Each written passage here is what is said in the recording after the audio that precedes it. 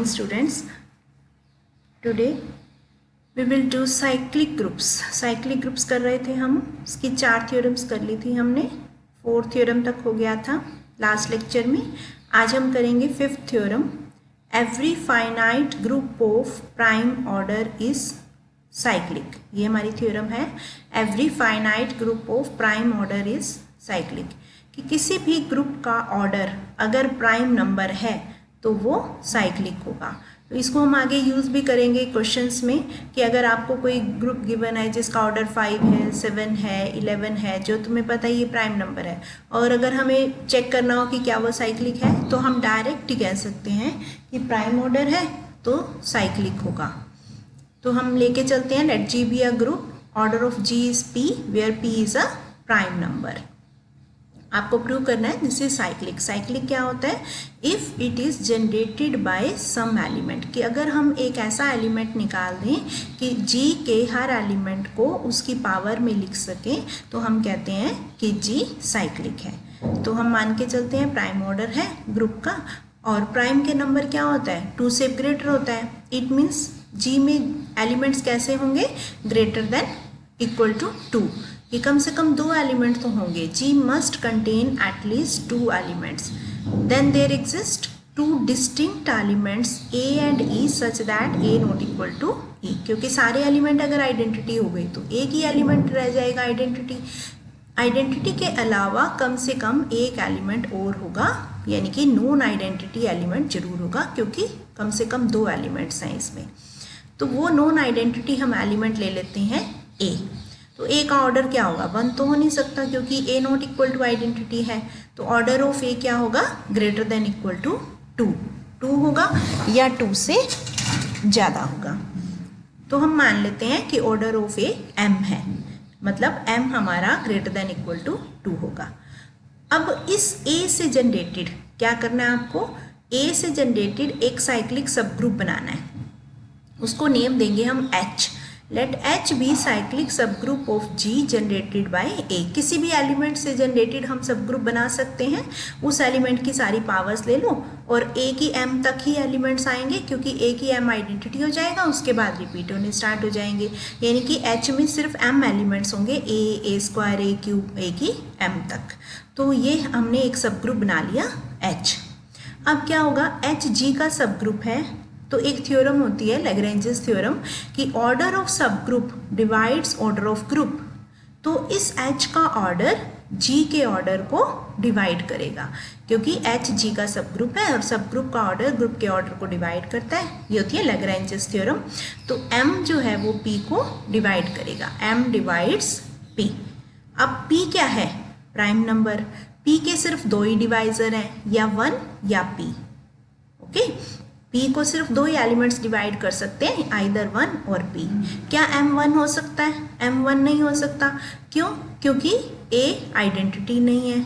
Order of A greater than equal to 2 लिया है हमने, M greater than equal to 2 है, P प्राइम नंबर है, M 1 नहीं है, 2 से बड़ा है. तो A की कंडीशन रह गई, क्या होगा? M equal to P. जैसे ही M इक्वल टू P होगा तो order of H order of G के इक्वल हो जाएगा, क्योंकि P और M इक्वल हो गए, तो ऑर्डर ऑफ G और ऑर्डर ऑफ H इक्वल हो गए. इट मीन्स H G के इक्वल हो जाएगा. और H क्या था? साइक्लिक, तो G भी साइक्लिक हो जाएगा. प्रूव करना था आपको G साइक्लिक है, और H हम साइक्लिक लेके चले थे, H को G के इक्वल प्रूव कर दिया, तो G साइक्लिक हो जाएगा. उसके बाद है every finite group of composite order possesses proper सब ग्रुप. मतलब ये हमने प्रूव किया कि प्राइम ऑर्डर का जो ग्रुप है वो साइक्लिक होगा. अब आ जाते हैं कंपोजिट ऑर्डर पे, कि किसी भी ग्रुप का ऑर्डर अगर कंपोजिट है, कंपोजिट नंबर होता है जिसके हम 2 फैक्टर्स बना सकते हैं, 1 और उस नंबर के अलावा. तो हमें प्रूव करना है कि फाइनाइट ग्रुप है, उसका ऑर्डर अगर कंपोजिट है, तो उसका कोई ना कोई प्रॉपर सब ग्रुप जरूर होगा. पोजेसेस प्रॉपर सब ग्रुप. प्रॉपर सब ग्रुप क्या होते हैं? कि 2 तो इसके इम्प्रॉपर सब ग्रुप होते हैं. किसी भी ग्रुप के 2 सब ग्रुप इम्प्रॉपर होते हैं, आइडेंटिटी और इटसेल्फ. उनके अलावा जो सब ग्रुप्स होते हैं जो प्रॉपरली कंटेन करते हैं, उसको हम बोलते हैं प्रॉपर सब ग्रुप. तो जी एक फाइनाइट ग्रुप लेके चले जिसका ऑर्डर टी मान के चलते हैं, where T is composite. Composite मतलब इसके हम दो फैक्टर्स बना सकते हैं, एम और एन दोनों ही 1 से ग्रेटर हैं। अगर दोनों 1 से ग्रेटर हैं तो ऑब्वियसली ये इनमें से कोई भी टी के इक्वल भी नहीं होगा, यानी कि m और n कैसे हैं, ना तो ये 1 के इक्वल है ना ही t के इक्वल है, इनके बीच में है, 1 और t के बीच में। अब दो केसेस होंगे, या तो g साइक्लिक होगा या फिर साइक्लिक नहीं होगा। तो अगर g साइक्लिक है तो क्या होगा, किसी ना किसी एलिमेंट से जनरेटेड होगा, let a be the generator of g। अब जो एलिमेंट इसका जनरेटर होगा क्या वो 1 e हो सकता है, नहीं हो सकता, क्योंकि अगर वो e हुआ तो उसका ऑर्डर 1 हो जाएगा, ऑर्डर 1 होते ही g का ऑर्डर 1 हो जाएगा। और 1 क्या है, कंपोजिट नंबर नहीं है, ना तो 1 प्राइम नंबर है और ना ही कंपोजिट नंबर है। तो इट मीन्स क्योंकि कंपोजिट नंबर के 1 से ग्रेटर दो फैक्टर होते हैं तो 1 के तो हम निकाल नहीं सकते, ऑर्डर ऑफ g 1 नहीं है इसलिए a e नहीं हो सकता। तो g क्या है, g का ऑर्डर क्या होगा, mn है, और a का ऑर्डर भी mn हो जाएगा क्योंकि जनरेटर का और ग्रुप का ऑर्डर सेम होता है। अगर a का ऑर्डर mn है तो a की पावर mn आइडेंटिटी आ जाएगा। ठीक है, यहाँ तक। अब आपको क्या करना है, थोड़ा सा यहाँ से ध्यान रखना है, इसमें से एक इंटीजर अंदर ले लो, एक को बाहर रख लो। जो पॉजिटिव इंटीजर्स हैं m और n, इसको हम एक को अंदर रख लेते हैं, एक को बाहर, चाहे आप n ले लो यहाँ, चाहे m ले लो। a की n की पावर m आप इसको लिख सकते हो। इस a की n को हम एक अनदर एलिमेंट मान लेते हैं, मान लो ये b है, एनी एलिमेंट है, a की n भी एक एलिमेंट है, सपोज ये b है, तो इस b का ऑर्डर यानी कि ऑर्डर ऑफ a की n क्या होगा, less than equal to m होगा। ये हमने रिजल्ट पढ़ा हुआ है, किसी भी एलिमेंट की पावर अगर आइडेंटिटी है तो उसका ऑर्डर उससे छोटा होगा या उसके इक्वल होगा। तो हम मान लेते हैं कि इसका ऑर्डर r है, तो r क्या होगा, less than equal to m, और m क्या है, लेस देन mn, m क्या है, लेस देन mn, तो it means r less than mn हो गया। mn क्या है, t, तो r लेस देन t हो गया। ठीक है, अब इस a की पावर n जिसको हमने b माना था उससे जनरेटेड एक सब ग्रुप बनाते हैं h। Let h be cyclic सब group of g generated by a raise to power n। a raise to power n से जनरेटेड एक सब ग्रुप बनाते हैं h। तो h का ऑर्डर क्या होगा, जो इसका ऑर्डर है, इसका ऑर्डर है r, तो h का ऑर्डर भी r हो गया, और r लेस देन t है तो h का ऑर्डर भी लेस देन t हो गया। और t क्या था, ऑर्डर ऑफ g, यानी कि h का ऑर्डर g के ऑर्डर से कम हो गया, और ना ही ये 1 है, क्योंकि ये 1 तो हम लेके ही नहीं चल रहे, क्योंकि a नॉट इक्वल टू 1 है तो a की पावर n भी 1 नहीं हो सकता। इट मीन्स h क्या हो गया, प्रॉपर सब ग्रुप ऑफ g। यही हमें निकालना था कि every group of composite order have a proper सब ग्रुप, वो हमने निकाल दिया h।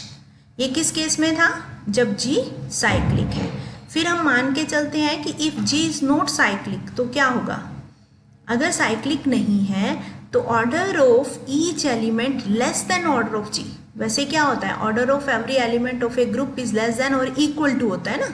अगर इक्वल हो जाएगा फिर तो वो एलिमेंट उसका जनरेटर बन जाएगा। हम कह रहे हैं कि साइक्लिक नहीं है, इसका मतलब इसका कोई भी जनरेटर नहीं होगा। जनरेटर नहीं होगा तो हर एलिमेंट का ऑर्डर इससे कम होगा। तो हम b एक ऐसा एलिमेंट ले लेते हैं जिसका ऑर्डर g के ऑर्डर से लेस देन है। मान लो ऑर्डर ऑफ b है और ये होगा भी 2 से ग्रेटर।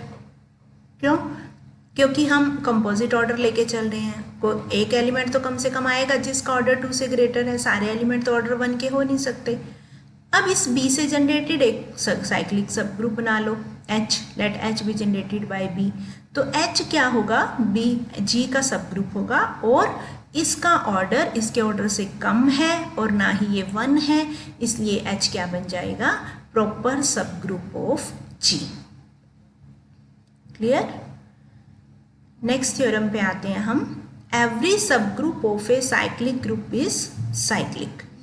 पहले हम एक जी साइक्लिक ग्रुप लेके चलते हैं जनरेटेड बाय ए और प्रूव करते हैं इसका अगर कोई सब ग्रुप है वो भी साइक्लिक होगा, वो भी किसी ना किसी एलिमेंट से जनरेटेड होगा। जरूरी नहीं है वो ए से हो, ए किसी और एलिमेंट से हो सकता है, तो वो हमें निकालना है किस एलिमेंट से जनरेटेड है।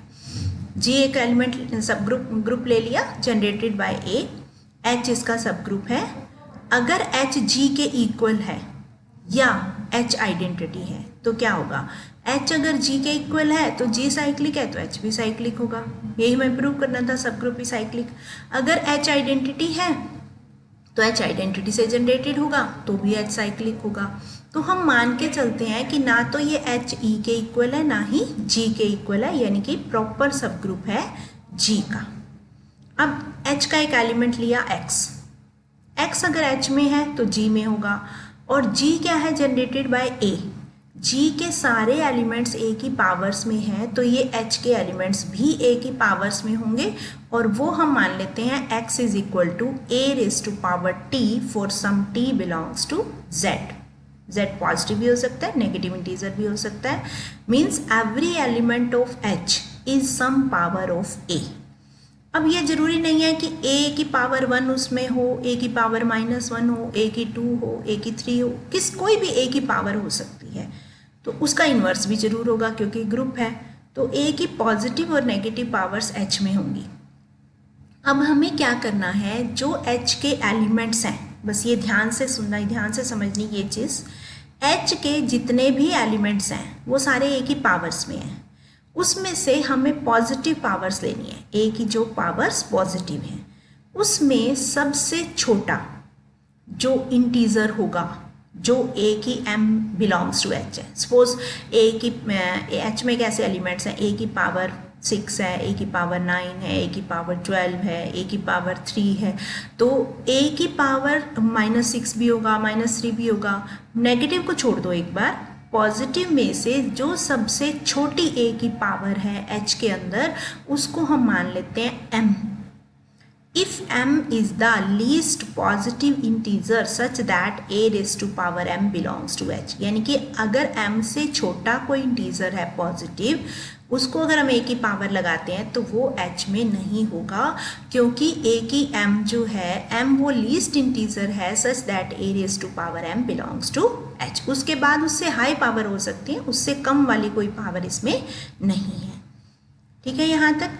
अब हम प्रूव क्या करेंगे कि ये H इस A की M से जनरेटेड है। We shall prove that H is cyclic and generated by this A raise to power M। उसके लिए हमें क्या शो करना होगा कि H का हर एलिमेंट इस A raise to power M की पावर में है। We have to prove every element of H is some power of A raise to power M। फिर हम H का एक एलिमेंट ले लेते हैं। अब सारे एलिमेंट तो A की पावर्स में ही है, तो A की T ले लिया हमने, आर्बिट्रेरी एलिमेंट ऑफ H। अब हमें प्रूव करना है कि ये जो A की T है वो A की M की पावर में है, मतलब हमें T को प्रूव करना है M का मल्टीपल है। We claim that T is multiple of M। अब अगर मल्टीपल नहीं है तो क्या होगा कि T को M से डिवाइड किया और कुछ क्वोशंट आ गया, एक रिमाइंडर आ गया, मतलब हमें रिमाइंडर को 0 प्रूव करना है। मान लो रिमाइंडर 0 नहीं है तो क्या होगा, M से तो छोटा ही होगा। दो ही केसेस होते हैं रिमाइंडर के, या तो वो 0 होगा या 0 और M के बीच में होगा। अगर 0 नहीं है तो ग्रेटर देन 0 है और M से लेस देन है। अब क्या करेंगे हम, A की M H में है, A की M की कोई भी पावर लेंगे वो भी H में होगा, उसकी नेगेटिव लेंगे वो भी H में होगा। तो हम ले लेते हैं A की -MQ, वो भी H में होगा। A की T भी H में है, तो T -MQ, यहाँ से T -MQ निकालें तो क्या बनेगा, R बच जाएगा। अगर A की T H में है, -MQ H में है, तो T -MQ H में होगा, यानी कि A की R H में होगा। और R क्या था, positive integer less than M। अभी अभी हमने क्या किया था पीछे, M is the least positive integer such that A raise to power M belongs to H। यहाँ हमने एक और निकाल दिया R, ऐसा integer such that A raise to power R belongs to H where R is less than M।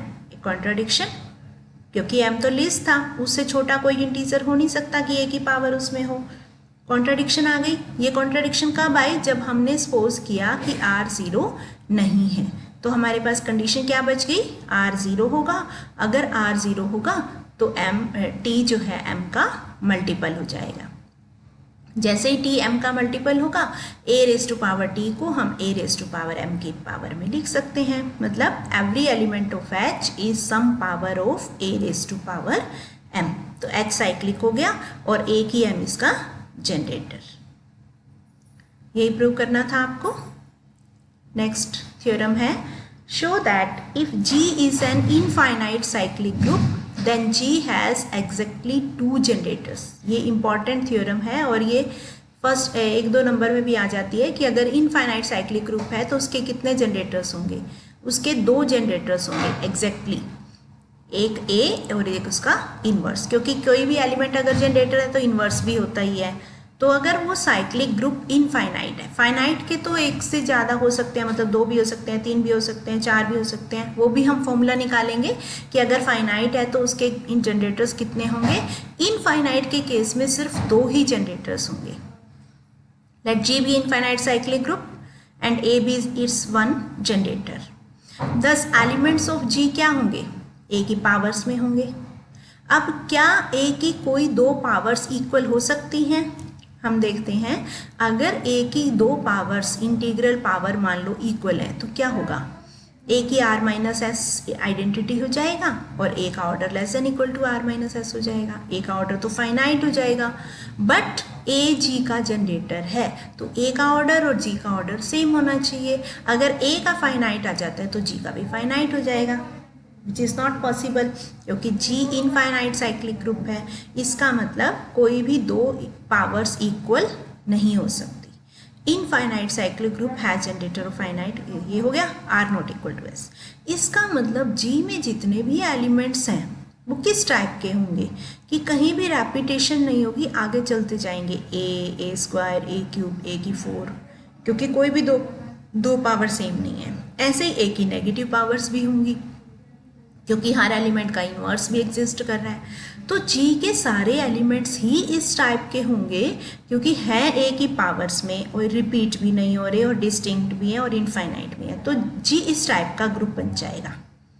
ठीक है, अब हम इसमें क्या देखते हैं कि इसमें A की भी पावर्स हैं और A की इन्वर्स की भी पावर्स हैं। इट मीन्स इसको हम क्या लिखेंगे, अगर हम A स्क्वायर को लिखना चाहें तो A इन्वर्स की -2 लिख देंगे, A क्यूब को A इन्वर्स की -3। मतलब हर एलिमेंट को हम A की पावर में भी लिख सकते हैं, A इन्वर्स की पावर में भी लिख सकते हैं।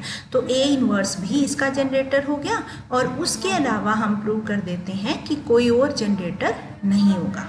मान लो A की M जनरेटर है इसका, ठीक है, हम प्रूव करेंगे कि A की M is not generator of G for every integer other than +-1। मान लो A की M भी इसका जनरेटर है तो क्या होगा, every element can be written as A की पावर ऑफ A की M, तो A को भी हम A की M की पावर में लिख सकते हैं क्योंकि A भी तो G के अंदर है।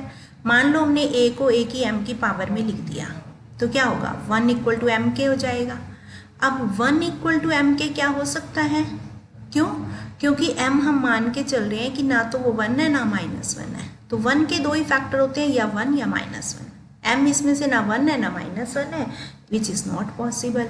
तो हम कह सकते हैं कि A इन्वर्स के अलावा कोई और जनरेटर नहीं होगा, 2 ही जनरेटर होंगे, A और A इन्वर्स। ये इसका अल्टरनेटिव प्रूफ है, ये करना चाहो कर लेना, नहीं तो नहीं।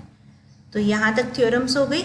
आप कुछ एग्जाम्पल्स पढ़ लेना, बाकी मैंने क्लास में करवा दिए हैं एग्जाम्पल्स, इसको पढ़ के देख लेना। कोई प्रॉब्लम आई तो क्लास में, ऑफलाइन क्लास में कर लेना या फिर पूछ लेना।